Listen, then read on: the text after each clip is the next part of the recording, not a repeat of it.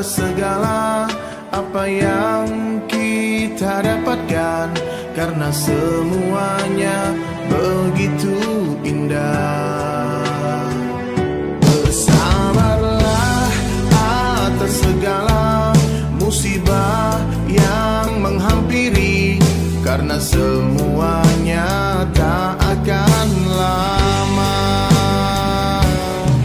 Sedih sementara, bahagia sementara, sakit sementara, sehat sementara, miskin sementara, kaya pun sementara.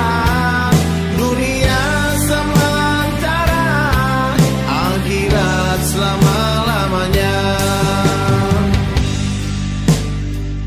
Berharaplah hanya kepada Allah yang maha segalanya, yakinkan hati hanya kepadanya. Dunia ini tempat meninggal, bukanlah tempat kita tinggal. Kita semua akan kembali padanya. Sedih sementara, bahagia sementara, sakit sementara, sehat sementara, cantik sementara, tampan pun sementara. Dunia sementara, akhirat selama-lamanya. Sahabatku sekalian, wallahi tidak ada kehidupan kecuali kehidupan akhirat. Satu hari akhirat sama dengan 1000 tahun dunia. Bahkan dalam ayat lain dikatakan satu hari akhirat sama dengan 50.000 tahun dunia.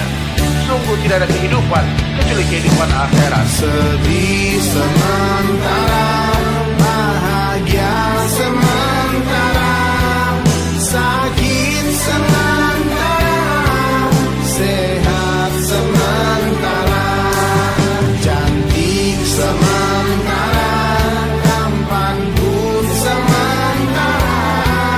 Dunia sementara, akhirat selama-lamanya. Sedih sementara, bahagia sementara, sakit sementara, sehat sementara, miskin sementara, kaya pun sementara.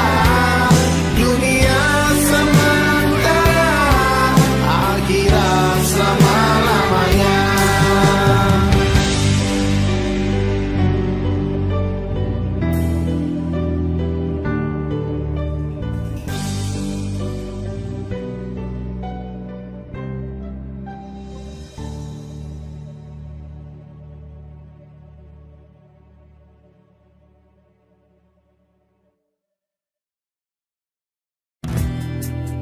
50.000 tahun sebelum diperkenalkannya langit kepada samudra, Allah Sang Maha Cinta telah menuliskan indahnya namamu di samping namaku. Tajamnya tatap matamu menembus relung jiwaku, rambutnya tutur katamu luluhkan keras hatiku.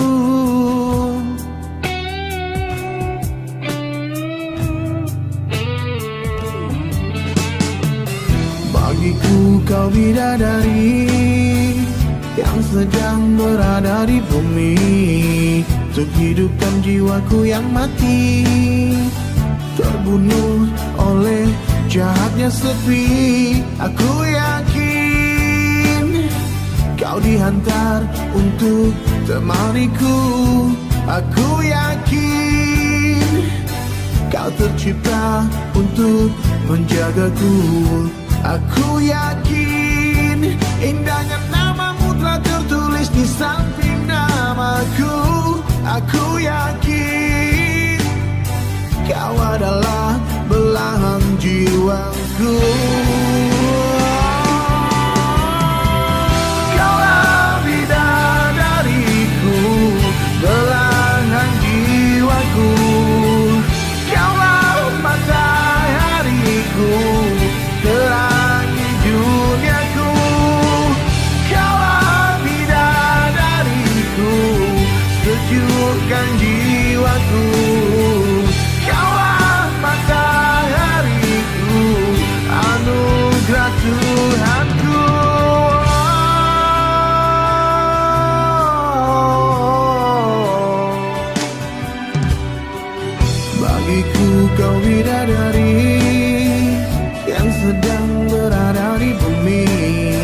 untuk hidupkan jiwaku yang mati, terbunuh oleh jahatnya sepi.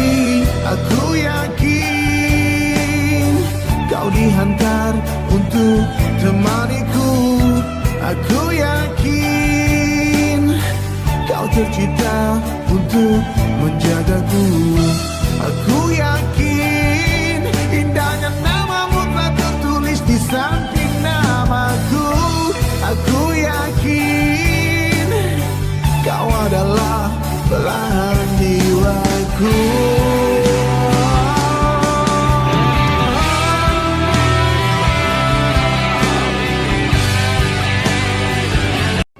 Akhirnya Barsiso bingung. Barsiso ini rajin ibadah, tapi dia katakan waktunya makan saya makan, waktunya minum saya minum, waktunya istirahat saya istirahat. Tapi ini kok ada orang musafir datang ke tempat kami, tidak ada makan, tidak ada minum, tidak pakai tidur, dia ibadah saja, kerjaannya nangis saja. Padahal itu saya setan.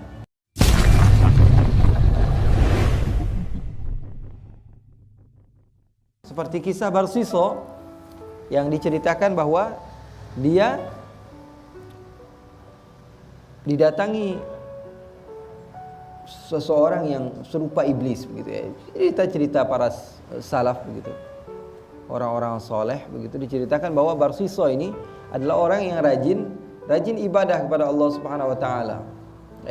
Kemudian semakin rajin seorang itu beribadah, tentu semakin besar juga setan yang datang kepadanya. Itu. Emang sudah begitu. Semakin tinggi pohon, maka semakin kencang angin yang bertiup kepadanya. Paham atau tidak? Semakin tinggi pohon, semakin kencang angin yang bertiup kepadanya. Jadi kalau ingin derajat kamu tinggi, siap-siap setannya lebih gede.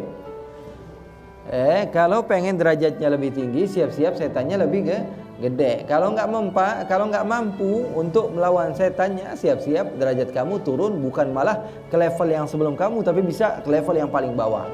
Begitu juga dalam bisnis. Kalau mau kaya, siap-siap ada orang yang sikut-sikutan. Siap-siap begitu. Kalau organisasi kamu mau maju, siap-siap juga organisasi lain akan berkata yang tidak baik tentang organisasi kamu. Ya begitu saja. Semua manusia itu memang sudah begitu. Akhirnya Barsiso bingung. Barsiso ini rajin ibadah, tapi dia katakan waktunya makan saya makan, waktunya minum saya minum, waktunya istirahat saya istirahat. Tapi ini kok ada orang musafir datang ke tempat kami, tidak ada makan, tidak ada minum, tidak pakai tidur, dia ibadah saja, kerjaannya nangis saja. Padahal itu saya setan. Barsiso mendekat kepadanya, kemudian bertanya, apa kuncinya wahai Syekh? Kenapa kamu bisa khusyuk sekali dalam beribadah? Apa kata setan ini? Wahai Barsiso, saya ini mengatakan kepada Allah, ya Allah, minta ampun, minta maaf, istighfar, saya banyak dosa. Saya pernah melakukan zina, saya pernah minum minuman keras, saya melakukan hal-hal yang tidak baik, saya melakukan hal-hal yang dilarang oleh Allah. Maka ketika saya minta ampun kepada Allah, ya Allah, saya minta ampun kepadamu karena saya pernah melakukan ini, pernah melakukan itu. Sementara kamu beristighfar kepada Allah, minta ampun kepada Allah, dosa aja nggak pernah ngelakuin. Kira-kira bisa khusyuk nggak? Misalnya, kamu berjumpa dengan teman kamu, tiba-tiba maafin ya, padahal nggak pernah ketemu sama sekali, misalnya. Atau bukan sama teman kamu, sama orang yang belum pernah kamu kenal, tiba-tiba berjumpa di majelis ini, tiba-tiba maafin, saya banyak sekali dosa, banyak sekali kesalahan kepada kamu. Kira-kira orang gila atau bukan itu? Gila lah, nggak nyambung. Kenal enggak, apa enggak, tiba-tiba minta maaf. Tapi kalau sama orang yang benar-benar kamu kenal dan kamu sering menyakiti dia, kemudian kamu minta maaf kepadanya, minta maaf itu datangnya pasti dari dalam hati. Maka kata setan ini kepada Barsiso, saya setelah melakukan maksiat, saya minta ampun sama Allah, ikhlas dari hati saya, dan saya bisa membayangkan apa yang pernah saya lakukan sehingga membawa kepada hati saya, lalu saya menangis. Sementara kamu minta ampun kepada Allah, yang ada dalam hati kamu, setiap hari kamu sholat, setiap hari kamu ibadah, setiap hari kamu mengajar, setiap hari kamu berbuat baik, setiap hari kamu beramal. Bagaimana mau khusyuk? Minta ampun, ya Allah maafkan saya. Apa yang kamu minta maaf itu apa? Kamu itu orang baik. Tuh hebat gak setannya? Setannya dia udah gak mempan lagi. Dia bilang orang-orang yang seperti ini tidak mempan dengan godaan-godaan seperti itu. Maka dengan hal-hal yang dilakukan oleh setan seperti trik-trik setan seperti itu. Maka Barsisa mengatakan, iya betul juga ya, masuk akal kamu ini ngomong begitu. Iya, kata setan itu, harusnya kamu melakukan dosa, setelah itu kamu minta ampun kepada Allah, supaya setiap kamu minta ampun kepada Allah, kamu bisa khusyuk, kamu bisa meminta ampun dari Allah kepada Allah Subhanahu wa taala dari dalam hati.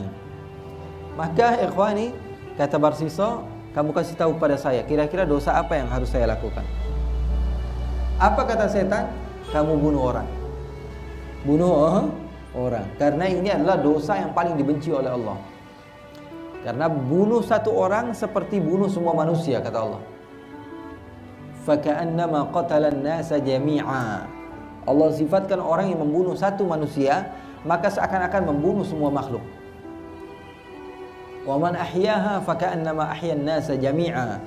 Dan orang yang menghidupkan satu manusia, menyelamatkan kehidupannya, artinya menyelamatkan semua manusia. Allah Subhanahu wa taala paling marah orang yang bunuh orang lain tanpa hak.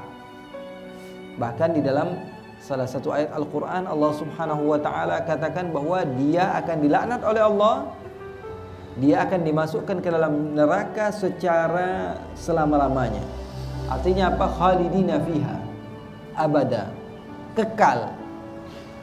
Bukan syirik, bukan dosa syirik saja, tapi dosa bunuh orang juga bisa menjadikan seseorang kekal. Sebagian ulama mengatakan bahwa betul-betul kekal, walaupun dia memiliki amalia-amalia yang baik, karena dosanya yang begitu besar, sesuai dengan firman Allah, khalidan fiha wa ghadiballahu alaihi wa la'anahu wa a'adda lahu 'adaban alima. Orang yang dia membunuh manusia secara sengaja, maka Allah Subhanahu wa taala akan murka kepadanya, dan Allah akan melaknat kepadanya, dan Allah akan siapkan kepadanya siksaan-siksaan yang pedih, dan dia akan kekal selama-lamanya di neraka. Na'udzubillah min dzalik. Tapi ulama, jumhur ulama, hampir kebanyakan ulama, mereka meyakini yang kekal di dalam neraka tidaklah ada kecuali mereka-mereka yang syirik kepada Allah. Sisanya bisa keluar dari api neraka. Tapi ini ancaman juga bagi kita. Jangan sampailah Allah menyelamatkan, mudah-mudahan Allah menyelamatkan tangan kita daripada kesengajaan atau ketidaksengajaan di dalam membunuh manusia, karena dosanya begitu besar di sisi Allah. Bahkan ikhwani, kalau kita mau tahu, Rasulullah SAW dakwah